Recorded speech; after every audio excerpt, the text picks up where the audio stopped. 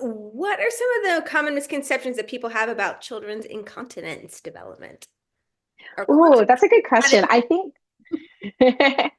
I think that one of the biggest misconceptions is that we really have to wait until children are demonstrating lots of signs of readiness before we can potty train them or before we can start that potty learning journey. So I like to think of continence and potty learning and developing the ability to wee and poo in the toilet as a bit of a continuum, similar to the way that we think about things like sleeping and feeding. So when you first get your brand new fresh baby home from wherever you've birthed that baby, then often the first things we start thinking about are sleep and feeding. We would never get a 6 month old and suddenly expect them to all of a sudden in 3 days eat steak. And so we don't want to do that with potty training either.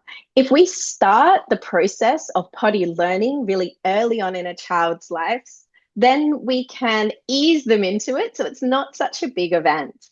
Some children I've met are such little whizzes. They are able to potty train really, really quickly. And maybe, even within a couple of days, or even I've seen one day before.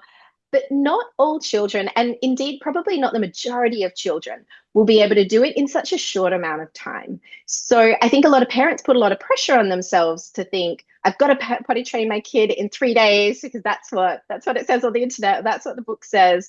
But really, if we think about this as a development in terms of sleeping or eating, we're going to work towards this over a long period of time so that eventually we have a little person that's sleeping well, eating well, but also pooing and weeing well.